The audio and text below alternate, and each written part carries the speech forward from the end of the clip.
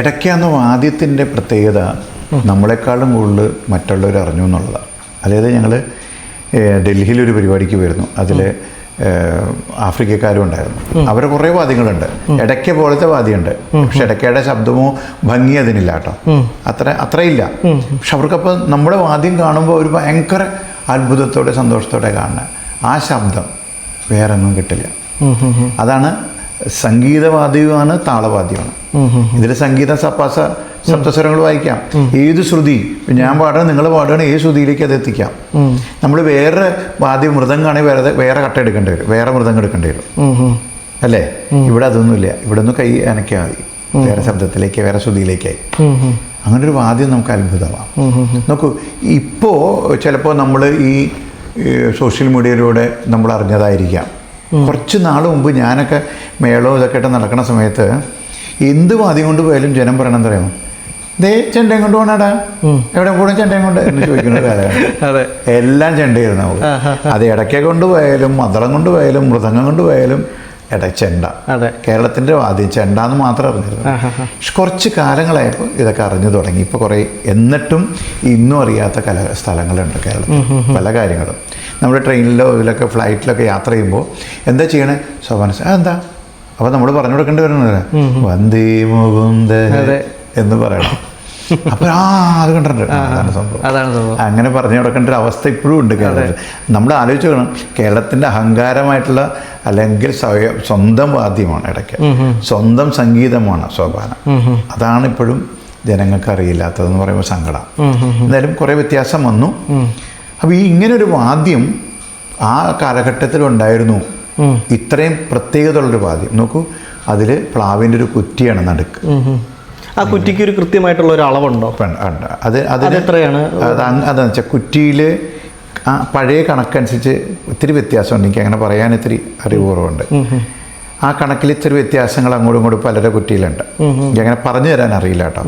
അല്ല, ഞാൻ കേട്ടിട്ടുണ്ട് ഈ പഞ്ചവാദ്യത്തിന് കുറ്റി ഉപയോഗിക്കുന്നത്. അതിലേക്ക് വരാം, അത് ഞാൻ പറയാൻ.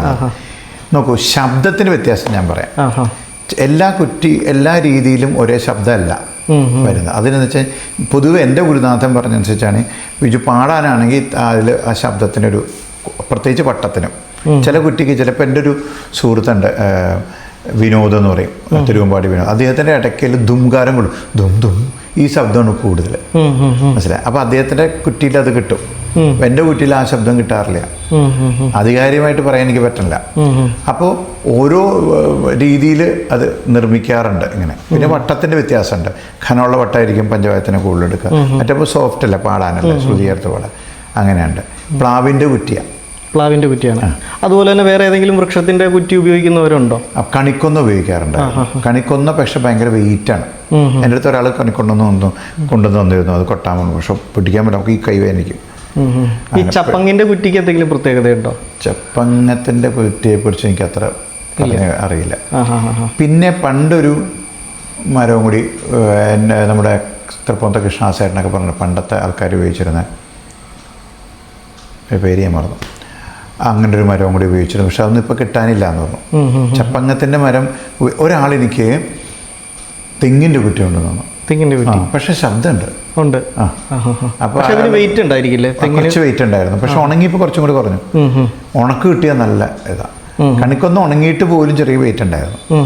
വെയിറ്റ് ഉണ്ടെങ്കിൽ നമുക്ക് ബുദ്ധിമുട്ടാണ്. കൈ വേനെടുക്കും, പൊട്ടി കൈയിലുള്ള കാര്യം ഇരിക്കണം. ഇടയ്ക്കിടെ പ്രത്യേകം അറിയാമോ, നിങ്ങൾ ഈ കൈ കൊണ്ട് നമ്മൾ ഈ വലത്തെ കൈ കൊണ്ട് കൊട്ടണത്, പക്ഷേ ഈ ഇടത്തെ കൈ ഉപയോഗിക്കുന്നില്ല മറ്റുള്ളതുപോലെ. അതാണ് സാധകത്തിന് എത്ര ബുദ്ധിമുട്ട് വരുന്നത്. അപ്പോൾ ഇടത്തെ കൈ കൊടുക്കണത് ഇതിൻ്റെ ശബ്ദത്തിനെ മാറ്റിക്കൊണ്ടിരിക്കുക. ഡും എന്നുള്ള ശബ്ദം ഡും എന്നാക്കണ ഈ ഇടത്തേക്ക് നനക്കി കൊടുക്കണം. ഇവനാണ് ഈ ശബ്ദത്തിൻ്റെ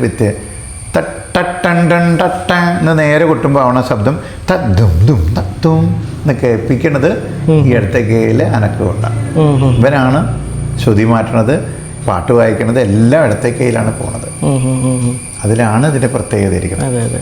അതുപോലെ തന്നെ ആ കുറ്റിയുടെ ഉള്ളിൽ ഈറ, അതെന്ത് മെറ്റീരിയലാണ് ശരിക്കും ഉപയോഗിക്കുന്നത്? ടങ്കീസാണ്. എല്ലാവരും വളരെ ഖനം കുറഞ്ഞ ടങ്കീസാണ്. പണ്ട് ഈറ തെങ്ങിൻ്റെ അല്ല എന്താ പറയുക പനയുടെ അതാണ് വെച്ചിരുന്നതെന്ന് പറഞ്ഞു കേട്ടിട്ടുണ്ട്. പക്ഷെ ഇപ്പം എല്ലാവരും ഇത് ഉപയോഗിക്കണം. അതെന്തെങ്കിലും ശബ്ദം കേൾക്കുള്ളൂ. അതെ. അതാണ് ജീവനാടി. ഈ സാധനം രണ്ടെണ്ണം കൂടി വെക്കുമ്പോഴാണ്, അല്ലാണ്ടൊന്നും കുട്ടിക്ക് ശബ്ദം ഉണ്ടാവില്ല. ഈറ പൊട്ടിക്കാൻ ശബ്ദം പോകും. അതെ അല്ലേ. ആഹാ. അതുപോലെ തന്നെ ഈ കുറ്റിയെ സംബന്ധിച്ച് പറയുകയാണെന്നുണ്ടെങ്കിൽ ഈ കുറ്റിയുടെ ഉള്ളിൽ ഒരു ദ്വാരം കൂടിയുണ്ട്. അതെന്തിനു വേണ്ടിയിട്ടാണ് അത്? ശരി, എൻ്റെ അറിവ് അനുസരിച്ചാണ് ആ ശബ്ദത്തിൻ്റെ പ്രകടനം ആ കുറ്റിയിൽ വേറെ ഹോള് വരണില്ലല്ലോ, ഇത് വന്ന് ഏറുതാവില്ലേ, അപ്പോൾ ആ ഹോളും കൂടി ഉണ്ടെങ്കിൽ ആ ശബ്ദം പൂർണ്ണമാവുള്ളൂ. അതെ അല്ലേ. അതാണ് എൻ്റെ അറിവ്. തെറ്റായിരിക്കാം, ശരിയായിരിക്കാം. അതെ. അതുപോലെ തന്നെ ഈ ഇടയ്ക്കയിൽ ഉപയോഗിക്കുന്ന പൊടിപ്പിനാണെങ്കിലും അല്ലെങ്കിൽ ജീവക്കോലിനാണെങ്കിലും എല്ലാത്തിനും ഒരു കണക്കുണ്ട്, അല്ലെങ്കിൽ അതിൻ്റേതായിട്ടുള്ളൊരു രീതികളോ അല്ലെങ്കിൽ ഭാവങ്ങളോ ഉണ്ടാവും. അതെന്താണ് ശരിക്കും? ഇത് പറയുമ്പോൾ ഒരു കാര്യം പറയട്ടെ, നമ്മളായിട്ടൊന്നും കണ്ടുപിടിച്ചിട്ടില്ല. ഇല്ല, എല്ലാം പൂർവ്വര് തന്നതാണ്. ഈ മഹത്വങ്ങൾ ഈ പറയണത് എല്ലാവരും തന്നതാണ്. അപ്പോഴും നമ്മൾ ആ ഗുരുനാഥന്മാരെ പാദം നമിക്കണം. കാരണം ഈ 4 വേദങ്ങളാണ് 4 ജീവക്കോലുകൾ. 4 വേദങ്ങൾ, സാമവേദം. അതെ, അങ്ങനെ 4 വേദങ്ങൾ. 64 കലകളെ കാണിക്കുകയാണ് 64 പൊടിപ്പുകൾ. പൊടിപ്പെന്നാണ് ആ ബോളിന് പറയാം. ഈ 64 കലകൾ എന്ന് പറയുമ്പോൾ അത് കേരളത്തിന്റെ തന്നെ കലകളാണോ? കലകൾ എന്നാ പറയാം. കലകൾ അങ്ങനെയാണ് പറയാം. കേരളത്തിന്റെ കല എന്നുള്ളതല്ല, 64 കലകളെ കുറിച്ചാണ് പറയാം. അല്ല, അപ്പൊ നമ്മൾ ആദ്യമേ പറഞ്ഞൊരു ടോപ്പിക്കില് സോപാന സംഗീതവും ഇടയ്ക്കയും കേരളത്തിന്റെ ഒരു വാദ്യോപകരണമാണെന്ന് പറഞ്ഞു. അപ്പോൾ പൊതുവേ എന്നെ പോലെ ഒരു പ്രേക്ഷകൻ അല്ലെങ്കിൽ ഒരാൾക്ക് ചിന്തിക്കാം, ഇടയ്ക്ക കേരളത്തിന്റെ ആണല്ലോ, അപ്പോൾ കേരളത്തിലുള്ളവരുണ്ടാക്കുന്ന ആ ഒരു ഇടയ്ക്കയിൽ ഉപയോഗിക്കുന്ന സാധനങ്ങളും അല്ലെങ്കിൽ അതിനെ ഈ 64 എണ്ണത്തിനെ കലകളാക്കി. കല എന്ന് പറഞ്ഞാൽ നിങ്ങൾ ഉദ്ദേശിക്കുന്നത് ചെണ്ട, അങ്ങനെയല്ല കല. അതല്ല, സംഗീതം, വാദ്യം, അങ്ങനെ ഓരോ കലയ്ക്ക് ഓരോ ഇത് കൊടുത്തിട്ടുണ്ട്. അങ്ങനെയാണ് കല എന്ന് പറയുക. പിന്നെ നിങ്ങളൊരു കാര്യം ആലോചിച്ച് നോക്കണം. ഈ അപ്പോൾ ഒരാൾ എൻ്റെ അടുത്ത് ചോദിച്ചു 64 കലകൾ ഉപയോഗിക്കുന്നുണ്ടോ എന്ന് ചോദിച്ച പോലെയാണോ അത്? ഇതിൻ്റെ ആ പ്രത്യേകതകളെല്ലാം ഒരു വാദ്യത്തിലേക്ക് കൊണ്ടുവന്നിരിക്കുക. അതാണ് ഇതിന് നമ്മൾ മനസ്സിലാക്കേണ്ടത്. ഈ 64 കലകളെല്ലാം ഒരു വാദ്യത്തിൽ കാണിച്ചിരിക്കുകയാണ്. സിംബോളിക്കായിട്ട് കാണിക്കണമെന്ന് വേണമെങ്കിൽ പറയാം. 4 വേദങ്ങൾ കാണിച്ചു. അതുപോലെ ഓരോ ഹോളുകളുണ്ട്. ഏതാ ആ ചരടിടണത് ശ്രദ്ധിച്ച എത്ര ഉണ്ടെന്ന് അറിയാമോ? അത് 7 എണ്ണമാണോ? 7 ആണോ? എണ്ണി നോക്കി. 1 2 3 4 6 ശാസ്ത്രം. 6 ശാസ്ത്രങ്ങളുണ്ട്. 6 ശാസ്ത്രം, 4 വേദം, 64 കലകൾ. അപ്പൊ ചെറിയൊരു കാര്യമല്ല അവർ കണ്ടുപിടിച്ചാണ്. എല്ലാം കണക്കനുസരിച്ചാണ് ചെയ്തത്. എല്ലാം കണക്കാണ്. അതാണ് ആ വാദ്യത്തിന്റെ പ്രത്യേകത. അതുകൊണ്ട് തന്നെയാണ് അതിന്റെ ശബ്ദത്തിന് പ്രത്യേകത വന്നത്. അങ്ങനെയാണ്. അതുപോലെ തന്നെ അതിൽ ഉപയോഗിക്കുന്ന ആ തോൽ എന്തിൻ്റെ ഒരു മെറ്റീരിയലാണ്? പശുവിൻ്റെ ഉള്ളൂരി എന്നാ പറയാം. ഉള്ളൂരി എന്ന് വെച്ചാൽ കുടലിൻ്റെ ഭാഗത്തുള്ള, അങ്ങനെയാണ് എൻ്റെ അറിവുള്ള അറിവുള്ളത്. ആ ഭാഗത്തുള്ള തോല് അത്ര സോഫ്റ്റ് ആയിരിക്കണം. ആ തോലെടുത്തിട്ടാണ് മാടുക എന്ന് പറഞ്ഞാൽ അതിൻ്റെ ഇതൊക്കെ കളഞ്ഞ് വൃത്തിയാക്കിയിട്ടാണ് അവർ തരുന്നത്. അപ്പോൾ ഈ മാടുക എന്ന് പറയുമ്പോൾ അത് അതിലേക്ക് ഒട്ടിക്കുകയാണോ ചെയ്യുന്നത്? അങ്ങനെ നമ്മളീ തന്നിട്ട് അത് വെള്ളത്തിലിട്ട് അതിൻ്റെ ഇതൊക്കെ അതെന്ത് ഉപയോഗിച്ച് ഒട്ടിക്കുന്നത്? അത് ഇപ്പം ഫെവിക്കോളാണ്. ചോറ് വെച്ചായിരുന്നു. ചോറ് വെച്ചിട്ടല്ലേ? അല്ല, അപ്പോൾ ഞാൻ എൻ്റെ ഒരു സംശയം വരുന്നത്, ഇങ്ങനെ ഈ തോൽ ഉപയോഗിച്ചിട്ടാണെന്ന് പറഞ്ഞു. പൊതുവെ ഈ ക്ഷേത്രങ്ങളിൽ അശുദ്ധി വരുത്തുന്ന സംഭവങ്ങൾ, ഈ പറഞ്ഞ പോലെ മത്സ്യമാംസാഹാരങ്ങൾ, അതുപോലെയുള്ള ബാക്കി സാധനങ്ങളൊന്നും കയറ്റാൻ പാടില്ല. അല്ലെങ്കിൽ ശരീരശുദ്ധി, മനഃശുദ്ധി, ഇതെല്ലാം വേണം നമുക്കൊരു ക്ഷേത്രത്തിലേക്ക് പ്രവേശിക്കണമെങ്കിൽ.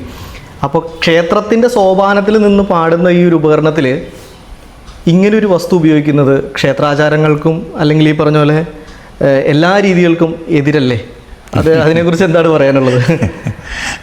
നല്ല ചോദ്യമാണ് ഇത്. എന്താ പറയുക, ഇങ്ങനെയുള്ള ചോദ്യങ്ങൾ കൂടുതൽ പ്രശ്നം ഉണ്ടാക്കാനും നല്ലതാണ്. ബിക്കോസ് ഇന്ന് അങ്ങനെയുള്ള കാലഘട്ടമാണല്ലോ. നോക്കൂ, നമ്മൾ കൊന്നിട്ട് ചെയ്യാനല്ല പറഞ്ഞേക്കണം. കൊന്ന് കൊണ്ടുവന്ന് തോലെടുക്കാനല്ല പറഞ്ഞേക്കണം. ചത്തതിൻ്റെ തോലെടുക്കാനാണ്. ഒന്ന്, ചത്ത പശുവിൻ്റെ തോല്. ഉദാഹരണം പറയാം. പണ്ട് കാലങ്ങളിൽ ഈ ഒരു കൊളുത്ത് പോലെ ഉണ്ടാവും ഈ തൂക്കിയിടുന്നത്. അങ്ങനെയുള്ള സാധനങ്ങളൊക്കെ ഈ മാനല്ലല്ലോ, അങ്ങനെയുള്ള മൃഗങ്ങളുടെ കൊമ്പായിരുന്നു. ഇതെല്ലാം ചത്തിട്ടാണ് നമ്മളത് ചെയ്യണത്. പിന്നെ ഇതിനൊരു ഉത്തരം പൂർണ്ണമായിട്ട് പറയാൻ നമുക്ക് പറ്റില്ല. കാരണം ഇത് എങ്ങനെ വന്നു എന്നുള്ളത്. അതിനകത്ത് ഒരു ഉത്തരം പറയാം. നമുക്ക് വേണമെങ്കിൽ പറയാം, ഇത് ഭസ്മം ഇട്ടിട്ടാണ് ആ തോലിൻ്റെ മേലിലുള്ള രോമമോ കളഞ്ഞ് ചെയ്യണത്, അല്ലെങ്കിൽ മറ്റുള്ള കാര്യങ്ങളൊക്കെ ചെയ്യണത് ഭസ്മമിട്ടിട്ട് അഗ്നിശുദ്ധി വരുത്തി എന്ന് നമുക്ക് പറയാം. അങ്ങനെ അഗ്നിശുദ്ധി വരുത്തി കഴിഞ്ഞാൽ ശുദ്ധമായി എന്നാ പറയാം. ശുദ്ധമായി എന്നാണ് പറയുക. ഇപ്പം ഞാനിത് പറയുമ്പോൾ ആൾക്കാർ പറയും, ഓ അത്ര മതിയല്ലേ, അപ്പോൾ എല്ലാം ശുദ്ധമായിരുന്നു. നമുക്ക് അങ്ങനെയുള്ള കാര്യത്തിന് നമുക്ക് പറയാനേ കഴിയുള്ളൂ. അതെ, അത് പൂർവികന്മാരായിട്ട് നോക്കൂ, സോപാന സംഗീതം തന്നെ നമ്മൾ പണ്ട് എങ്ങനെ ചെയ്തു എന്ന് നമുക്ക് പറയാൻ പറ്റുമോ? സ്വാതിരുന്നാളിൻ്റെ കാലത്തിന് മുമ്പ് ഉണ്ടായിരുന്ന സംഗീതമാണിത്. സ്വാതിരുന്നാളിൻ്റെ കാലത്തോടുകൂടിയുടെ കർണാട്ടിക് മ്യൂസിക് വന്നു. അപ്പോൾ അതിൻ്റെ സ്വാധീനം ഇതിനുണ്ട്. അപ്പോൾ പണ്ട് പാടിയിരുന്നത് എങ്ങനെയാണ്? അതെ അതെ. അപ്പോൾ ഇതൊക്കെ വായ്മൊഴിയിലൂടെ വന്നാൽ നമ്മുടെ കേരളത്തിൻ്റെ ഏറ്റവും വലിയ അബദ്ധങ്ങളും അതായിരുന്നു. നമുക്ക് പലതും എഴുതപ്പെട്ട സാധനമില്ല. നമുക്കൊന്നും അറിയില്ല പഴയ കാര്യങ്ങൾ ഇപ്പോഴും. വലിയ ചോർച്ചിത്രമായിട്ട് കണ്ടാലോ എവിടെയെങ്കിലും എഴുതി വെച്ചിട്ടുണ്ടെങ്കിൽ ഓക്കെ, അത്രയേ ഉള്ളൂ. അപ്പം അതുകൊണ്ട് ഇതൊന്നൊരു പൂർണ്ണ ഉത്തരം പറയാൻ പറ്റില്ല. വിവാദമുണ്ടാക്കാം, ഞാൻ തോലെടുത്തിട്ട് അമ്പത്തിന് പോയി കൊട്ടും എന്ന് പറഞ്ഞ നാളത്തിൽ വിവാദമാക്കാന്നല്ലാണ്ട് ഇതൊക്കെ നമുക്ക് പറഞ്ഞു തന്നിട്ടുള്ളൂ, കണ്ടു പരിചയമുള്ളൂ. പിന്നെ നമ്മൾ അന്വേഷണത്തിന് പോകണം, എന്നാലും നമ്മൾ എവിടം വരെ പോകും. അതെ. അപ്പോൾ ശരിക്കും ശരി, ഇപ്പം ഞാൻ ചിന്തിക്കും, അത് ശരിയാണല്ലോ, മീൻ കഴിച്ചിട്ട് അമ്പലത്തിൽ കയറാൻ പാടില്ല, തോലെടുത്ത് കൊട്ടാലേ എന്ന് പറയും. ഇത്രേ പറയാൻ നമുക്കറിയുള്ളൂ. പിന്നെ ഒരു കാര്യം എന്ന് വെച്ചാൽ നമ്മളൊരു കാര്യം ആലോചിക്കേണ്ടത്, കുറേ നിയമങ്ങളൊക്കെ മനുഷ്യർ കൊണ്ടുവന്നല്ലേ. നിയമങ്ങളെല്ലാം മനുഷ്യർ കൊണ്ടുവന്നത് നമ്മളായിട്ട് ആക്കി വെച്ചേക്കണതാണ്. ഇപ്പോൾ അമ്പലത്തിൽ പോകേണ്ടത് എങ്ങനെ, അവിടെ നമ്മളൊരു കാര്യം ചിന്തിക്കേണ്ടതാ, ഒരു ക്ഷേത്ര ആചാരം എങ്ങനെ, ക്ഷേത്രത്തിൽ പോകേണ്ടത് എങ്ങനെയെന്ന് ആചാര്യന്മാർ പറഞ്ഞിട്ടുണ്ട്. ദേഹശുദ്ധി വരുത്തി ഇങ്ങനെ ഇന്ന രീതിയിൽ പോകണം എന്നുള്ളതാണ്. ഞാൻ ചോദിക്കട്ടെ, കാലഘട്ടം അനുസരിച്ച് മാറ്റങ്ങൾ വന്നിട്ടല്ലേ? എല്ലാത്തിലും മാറ്റം വന്നിട്ടുണ്ട്. മാറ്റമില്ലാത്തൊന്നുമില്ല. ആ മാറ്റം വന്നപ്പോൾ നമുക്ക് മനസ്സിലാക്കാം, പണ്ടേ മുതൽ മാറ്റങ്ങൾ വന്നിട്ടുണ്ട്. അങ്ങനെ ആയിരുന്നില്ല. പണ്ട് തോർത്തുകൊണ്ട് കൊടുത്ത് നടക്കുമായിരുന്നു. നമ്മൾ കുളിച്ച് അമ്പലക്കുളം തന്നെയായിരുന്നേ, കുളിച്ച് വേണം അകത്ത് കയറാൻ. ഒന്നും വേണ്ട, കാല് കഴുകിയിട്ടാണ് അമ്പലത്തിൽ കയറാൻ. നമ്മൾ അങ്ങനെയാണോ പോണത് എന്ന് പറഞ്ഞാൽ അത് മാറ്റങ്ങൾ എല്ലാ കാര്യത്തിലുണ്ട്. അതുകൊണ്ട് ചിലത് മാറിപ്പോയിട്ടുണ്ടാവാം, നമുക്കതൊന്നും പറയാനേ സാധിക്കുകയുള്ളൂ. മനസ്സിലായി? ചില കാര്യങ്ങളൊക്കെ അത്രയേ ഉള്ളൂ പറയാൻ പറ്റുള്ളൂ. ചിലപ്പോൾ ചോദിക്കും, നിങ്ങൾ ഇത്ര മണ്ടനാണോ, നിങ്ങൾക്ക് ഇതിനെക്കുറിച്ച് എവിടം വരെ പോകും നമ്മൾ അന്വേഷിച്ച്. അതെ, അറിവിന് വേണ്ടി നമ്മൾ ഏതറ്റം വരും വേണ്ടി നമ്മളൊരു പരിധി നമ്മൾ അറിവിന് വേണ്ടി പോവാം. പക്ഷേ അറിവ് ഈ പറഞ്ഞ പോലെ ഇങ്ങനെ ഒരു ഉത്തരം നമുക്ക് കിട്ടണമെങ്കിൽ ഇപ്പോൾ നമ്മൾ അതിനപ്പുറത്തേക്ക് പോയിട്ട് വെറുതെ അതിൻ്റെ ആവശ്യമുണ്ടെന്ന് എനിക്ക് തോന്നിയില്ല. അതെ അതെ അതെ അതെ. അതുപോലെ തന്നെ അങ്ങ് ഈ ഒരു സോപാന സംഗീതത്തിൻ്റെ ഈ ഒരു ഫീൽഡിലേക്ക് വന്നതിന് ശേഷം അങ്ങ് വിഷമപ്പെടുത്തിയ എന്തെങ്കിലും ഒരു സിറ്റുവേഷൻ ഉണ്ടായിട്ടുണ്ടോ? ഉണ്ടാവും, ഏതൊരു കലാകാരനും അങ്ങനെ ഒരു സംഭവം ഉണ്ടാവും. അതിൽ 1-2 കാര്യങ്ങളൊന്ന് പറ. നോക്കൂ, മോൻ പറഞ്ഞ അതിനുത്തരം പറഞ്ഞു, എല്ലാവർക്കും ഉണ്ടാവാം പ്രശ്നങ്ങൾ. അതെ. ഇവിടെ ഒരു ജാതി വ്യവസ്ഥ ഉണ്ടായിരുന്നു. നമ്മൾ എന്ത് പറഞ്ഞാലും ഇല്ലെന്ന് പറഞ്ഞിട്ട് ഇപ്പോഴും ഉണ്ട്, കുറേയൊക്കെ. ജാതി വലിയൊരു വിഷയം തന്നെയാണ്, എല്ലായിടത്തും ഉണ്ടായിരുന്നു, പലയിടത്തും അത് നടന്നിട്ടുണ്ട്, അതൊക്കെ നമുക്കറിയാം. അത് ക്ഷേത്രത്തിലുണ്ടായിരുന്നു. അത് നമുക്ക് കുറ്റവും പറയാൻ പറ്റില്ല ഒരു പരിധി വരെ. ബിക്കോസ് ഒരു കാലഘട്ടം ക്ഷേത്രത്തിൽ നടത്തിക്കൊണ്ടുവന്നത് അകത്തെ പൂജാരിമാർ, കൊട്ടും കാര്യങ്ങളും മാരാര്, പൊതുവാള്, കുറുപ്പ് ഇവർക്കാണ്. വിളക്കെടുക്കുക, മാല കെട്ടുക വാര്യർക്കും, അല്ലെങ്കിൽ പൊതുവാള്, അല്ലെങ്കിൽ നമ്പീശൻ, ഷാരടി എന്നിവർക്കാണ്. അത് പഴയ കാലങ്ങളിൽ ഇതിങ്ങനെ പറഞ്ഞു വെച്ചേക്കണതാണ്, അങ്ങനെ കൊടുത്തിരുന്നത്. അപ്പം നമ്മൾ ബാക്കിയുള്ള ജോലിക്ക് പോകണം, അങ്ങനെയായിരുന്നു. പക്ഷേ ഒരു സമയത്ത് ഇതൊന്നും ചെയ്യാൻ ആളില്ലാണ്ടായി. അതിന് കാരണം എന്ന് വെച്ച് കഴിഞ്ഞാൽ ക്ഷേത്രങ്ങളൊക്കെ ദാരിദ്ര്യാവസ്ഥയിലേക്ക് വന്നു. ക്ഷേത്രത്തിൽ ജോലി കൊണ്ട് ജീവിക്കാൻ പറ്റില്ല. അപ്പോൾ ഒരു കുടുംബം ഉണ്ടെങ്കിൽ ആ കുടുംബത്തിൽ മക്കൾ കുറേ ഉണ്ടാവും. ഈ അച്ഛനായിരിക്കും അമ്പലത്തിൽ ജോലി ചെയ്യുക. അച്ഛൻ അമ്പലത്തിൽ ജോലി ചെയ്യുമ്പോൾ ഒരു പട ചോറാ കിട്ടുക. ഈ ഒരു പട ചോറ് കൊണ്ട് ഈ കുടുംബം മുഴുവൻ കഴിയണം. ഒരു പട ചോറ് എന്തോരം ഉണ്ടാവും മനസ്സിലായല്ലോ? ഒരു പട, ആ പാത്രത്തിൻ്റെ വലിപ്പമാണ് പട. ആ സാധനം കൊണ്ട് ഈ കുടുംബം കഴിയണം എന്ന്. അപ്പം എന്ന് വെച്ചാൽ അപ്പോൾ അച്ഛൻ പറഞ്ഞു മക്കളോട്, മക്കളെ നിങ്ങൾ പഠിച്ച് നിങ്ങൾ വേറെ ജോലി നോക്കണം, നിങ്ങൾ അമ്പലത്തിൽ പോകണ്ട, ജോലിക്ക് പോകണ്ട. അങ്ങനെ അന്ന് ജോലിയില്ല. ഇന്ന് കേരളത്തിലൊന്നും ജോലി ചെയ്തില്ല. ചിലരൊക്കെ ഇവിടെ കൂടി പലരും വിദേശ രാജ്യങ്ങളിലേക്കും പലയിടത്തേക്കും കള്ളവണ്ടി കയറി അല്ലാണ്ടൊക്കെ പോയി. അങ്ങനെ അടുത്ത തലമുറ കൂടി വന്നപ്പോഴേക്കും ഇത് നടത്താൻ ആളില്ലാണ്ട് വന്നത്. പിന്നെ ക്ഷേത്രങ്ങളിൽ ആവശ്യക്കാർ വന്നു, പാട്ട് വേണം, കൊട്ട് വേണം, മേളങ്ങൾ തുടങ്ങി. മേളത്തിന് ഇത്തിരി പ്രാധാന്യം വന്നു. ആ മേളം കൊട്ടും മാരാമാർ മാത്രമായില്ല, നായന്മാരും മറ്റുള്ള ജാതിക്കാരും എല്ലാവരും അതിനകത്ത് കൊട്ടാനും കാര്യങ്ങളും. അങ്ങനെ പതുക്കെ തന്നെ. പിന്നെ ഒരു കാര്യമുണ്ട്, കേരളത്തിൽ ആകെ ഒരു ക്ഷേത്രവാദികൾ പഠിപ്പിക്കുന്ന ഒരു സ്ഥലമുള്ളൂ, ക്ഷേത്രകലാപീഠം വൈക്കം. ആ വൈക്കത്ത് പഠിപ്പിക്കുമ്പോൾ എന്തൊരു അനുഗ്രഹം എന്താണെന്ന് വെച്ചാൽ ജാതി ഭേദമന്യേ എല്ലാവരും പഠിപ്പിച്ചിരുന്നു. ഇപ്പോഴും പഠിപ്പിക്കണം അങ്ങനെ, ജാതി നോക്കിയിട്ടില്ല. അപ്പോൾ അത് ഗുണം ചെയ്തു. അപ്പോൾ ഇതൊക്കെ ആൾക്കാർ എല്ലാവരിലേക്ക് എത്തി ഇങ്ങനെ. പക്ഷെ ഞാൻ ഇറങ്ങണ സമയത്ത് ഞാൻ മാരാരല്ല. ഞാൻ ഇറങ്ങണ സമയത്ത് കുറേ അനുഭവങ്ങളുണ്ടെങ്കിലും മറക്കാൻ പറ്റാത്ത ചിലത് പറയാം. ഞാനൊരു ക്ഷേത്രത്തിൽ പാടാൻ ചെന്നു. അപ്പോൾ കമ്മിറ്റിക്കാരെന്നെ വിളിക്കുക പാടാൻ. നടയിൽ ചെന്ന് പാടിക്കൊണ്ടിരിക്കുമ്പോൾ ഒരാൾ വന്നിട്ട് ചോദിച്ചു, ഏയ് നിങ്ങൾ മാരാരാണോ എന്ന് ചോദിച്ചു. ഞാനപ്പോൾ ഇങ്ങനെ നോക്കിയാൽ പാടിക്കൊണ്ടിരിക്കുക. അപ്പോൾ ഞാൻ ഇങ്ങനെ കഴുത്തലുകൊണ്ട് കാണിച്ചു. അപ്പോൾ പിന്നെയും പുള്ളി ചോദിക്കുക, പുള്ളി സമ്മതിക്കണില്ല എന്നെ കുട്ടിപ്പാടാൻ. അപ്പോൾ ഞാൻ ഒരു പാട്ടിൻ്റെ കഴിഞ്ഞപ്പോൾ ഞാൻ കുട്ടിക്കൊണ്ട് സംസാരിക്കാൻ പാടില്ല, ശരിക്കും അദ്ദേഹം ചോദിക്കാനും പാടില്ല, പാടിക്കൊണ്ടിരിക്കണ സ്ഥിതി വരാനൊക്കെ. ഞാൻ പറഞ്ഞു ഇത് കഴിഞ്ഞിട്ട് ഞാൻ പറയാം, ഞാൻ പാടി കഴിഞ്ഞിട്ട് പറയാം കേട്ടോ എന്ന്. പുള്ളിക്ക് ദേഷ്യമൊക്കെ ഒന്നോടെ നിന്നു. ഞാൻ പാടിക്കഴിഞ്ഞിട്ട് നേരെ കമ്മിറ്റിക്കടുത്ത് നിന്നിട്ട് പറഞ്ഞു, ഞാൻ നിങ്ങളോട് മാരാരാണെന്ന് പറയണ വന്നത്, നിങ്ങളെന്നെ പാടാം, എന്താ പ്രശ്നം? പിന്നെ ഇന്നയാൾ ചോദിച്ചു. പിന്നെ അത് ബഹളായി. പക്ഷെ നമുക്കുണ്ടാണ് സങ്കടമായി. പിന്നെ ഇവിടെ പ്രശസ്തമായ 2-3 പേരൊന്നും പറയാനില്ല, അത് ഇനിയിപ്പോൾ ഒരു വിവാദത്തിന് എനിക്ക് താല്പര്യമില്ല. ഞാൻ അങ്ങനെ ആഗ്രഹിക്കുന്ന ആളല്ല. ഇപ്പോൾ ഉദാഹരണം, എനിക്ക് ഗുരുവായൂർ പോയി പാടാൻ പറ്റില്ല, ഉദാഹരണം പറയാം. ഇപ്പോഴും അകത്ത് പാടാൻ പറ്റില്ല. പക്ഷെ പുതിയ നിയമനം വന്നു. പക്ഷേ എങ്കിലും അവർ പറയണ ഒരു കാര്യമുണ്ട്, എല്ലാവരും വന്ന് പാടും. ഞാൻ പോയി, നാളെ വേറെ ആളും ചെന്നാലും പാടണം. അതൊരു അമ്പലത്തിൻ്റെ നിയമത്തിന് പ്രശ്നമാവും, അവിടുത്തെ രീതികൾ പ്രശ്നം. ഞാൻ അതിന് യോജിക്കുന്നു. എന്നെ പാടിച്ചില്ല എന്നൊന്നും എനിക്ക് ഒരു പ്രശ്നമില്ല. ഞാൻ ഗുരുവായൂർ എനിക്ക് സ്റ്റേജ് പരിപാടി കിട്ടുന്നുണ്ട്, ഞാൻ സ്റ്റേജിൽ പാടുന്നുണ്ട്. എനിക്ക് ഒരു പരാതി, എൻ്റെ കണ്ണൻ എൻ്റെ പാട്ട് കേൾക്കണ്ടെന്ന് വിശ്വസിക്കുന്ന ആളെ. അങ്ങനെ ഞാൻ 2-3 ക്ഷേത്രങ്ങളിൽ ചെന്നിട്ട് പാടാൻ ചെന്നപ്പോൾ അവർ പറഞ്ഞു, മാരാരാണോ?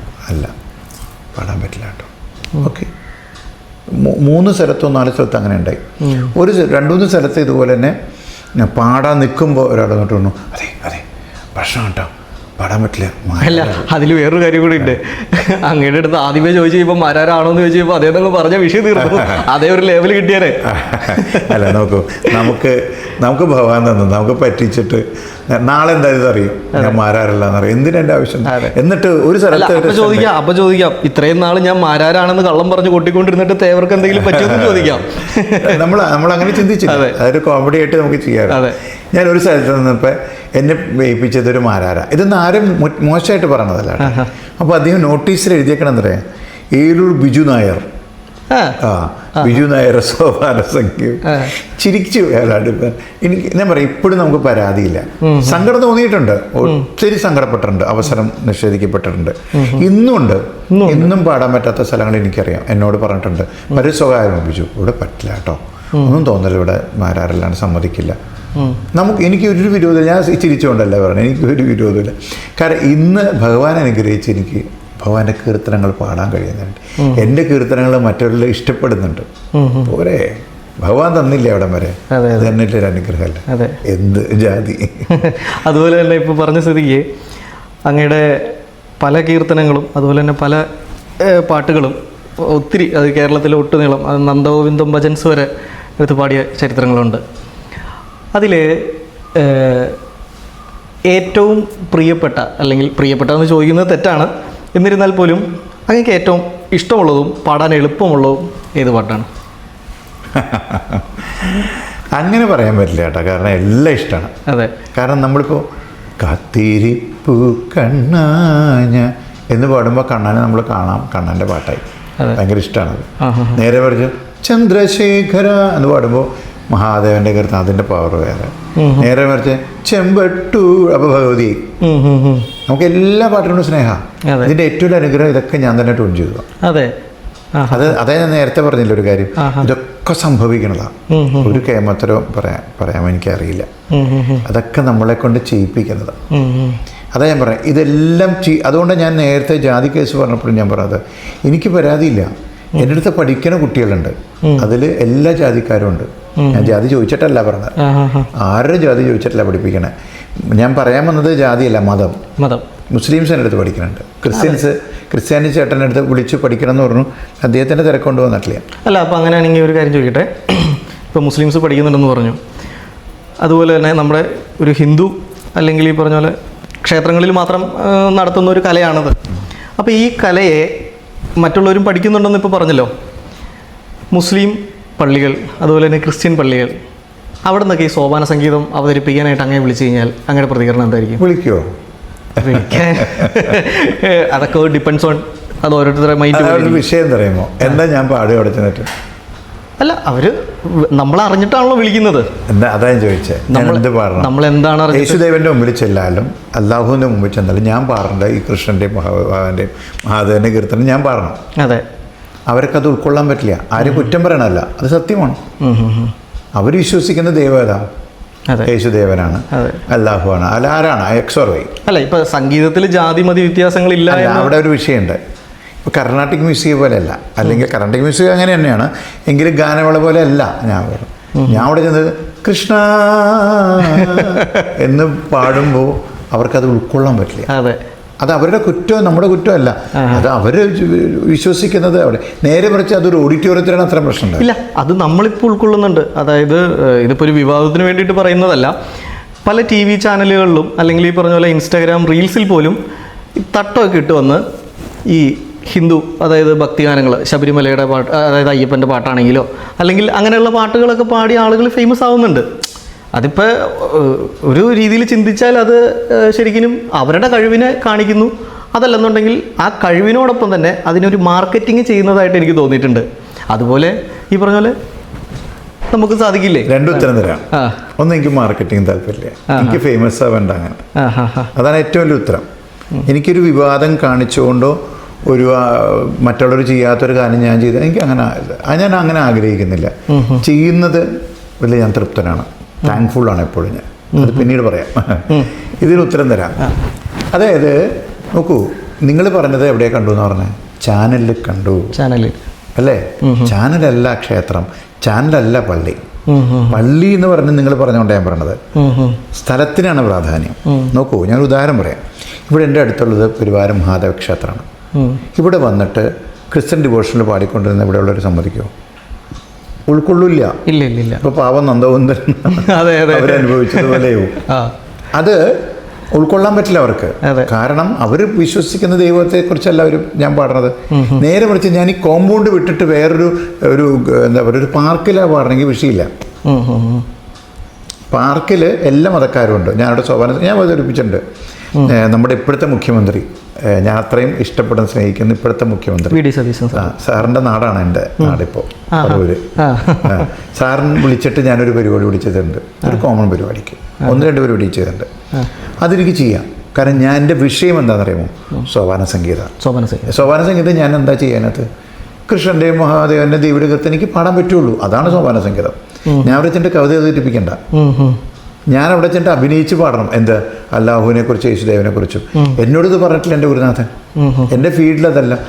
അവർ മോശം, യേശുദേവ മോശമായിട്ടോ അല്ലാഹു മോശമായിട്ടല്ല, അതിനെ വെച്ച് പാടുന്ന, അതിൻ്റെ കീർത്തനങ്ങൾ പാടുന്ന ആൾക്കാർ വേറെ, കയറ് പാടുന്നത് അതിന് വേറെ ആൾക്കാരുണ്ട്. അതിന് അവിടെ ആൾക്കാരുണ്ട്, അത് ചെയ്യേണ്ട ആൾക്കാരുണ്ട്. എന്നോട് പറഞ്ഞേക്കണതാ, നിനക്ക് ചെയ്യേണ്ട കീർത്തനങ്ങൾ എന്നതാണ്, ഞാനത് പാടുക. അല്ലെങ്കിൽ ഭയങ്കര കെട്ടിലെ. ഞാൻ ഉദാഹരണം പറയാം.